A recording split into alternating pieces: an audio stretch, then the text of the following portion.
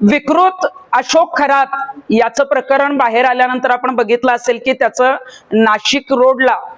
नाशिकला कॉलेज रोडला जे ऑफिस आहे तिथले अनेक लैंगिक शोषणाचे व्हिडिओ बाहेर आले आणि महिलांवर होणारा जो लैंगिक अत्याचार आहे त्या संदर्भात अनेक व्हिडिओ अनेक पुरावे जे आहेत ते पोलिसांकडे आले। अशोक खरात आता SITच्या ताब्यात आहे आणि अनेक वेगवेगळे गुन्हे जे आहेत ते पीडिता समोर येऊन देत आहेत।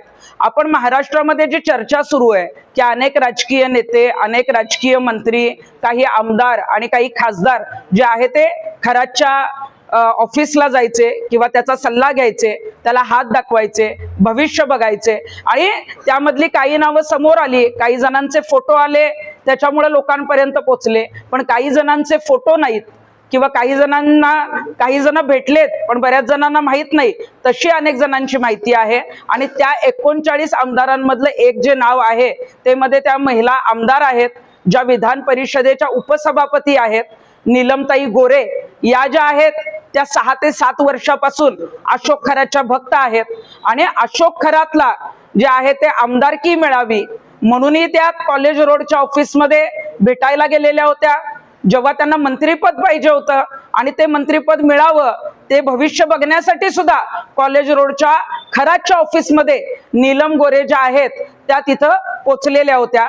आणि कोरोनाच्या काळाच्या आधी जे आहे ते एक्सप्रेस इन नावाचं जे नाशिकमध्ये पाथर्डी फाट्याला हॉटेल आहे तर तिथे नीलम गोरे मुक्कामाला होत्या आणि त्या मुक्कामाला असताना अशोक खरात एक्सप्रेस इन नावाच्या हॉटेलमध्ये नीलम गोरे यांना त्यांचं भविष्य सांगण्यासाठी भेटायला गेलेला होता।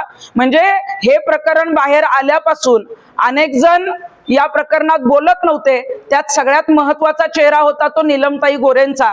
कारण नीलम गोरेंना आपण बघितलेलं आहे की अगदी छोटी प्रकरणं जरी असली आणि त्या संदर्भामध्ये प्रेस नोट काढणं, त्याविषयी जाहीरपणे बोलणं हे जे आहे त्या दरवेळी करत असतात। अख्खं अधिवेशन झालं, त्या उपसभापती म्हणून तिथं आहेत, महिलांच्या एका लैंगिक शोषणाचा मुद्दा आला तरी नीलमताई ज्या आहेत त्या तिथं पीडितेला भेटायला जातात।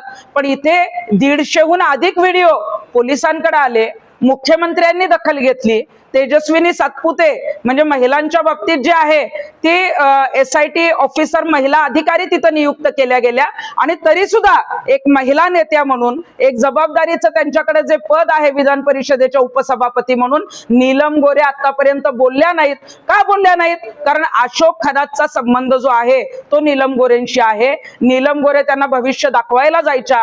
या 3 भेटी ज्या मी सांगितल्या आहेत या भेटीमध्ये नीलम गोरे यांच्याबरोबर जे तिथं उपस्थित होते त्यांनीच मला ही माहिती जी आहे ती पुण्यामध्ये येऊन दिलेली आहे। आणि आमची अशी इच्छा होती की नीलम गोरे या स्पष्ट वक्त्या आहेत, जेव्हा हे प्रकरण बाहेर आलं त्यावेळेला त्यांनी हे सगळं सांगायला पाहिजे होतं आणि या संदर्भात आवाज उठवायला पाहिजे होता।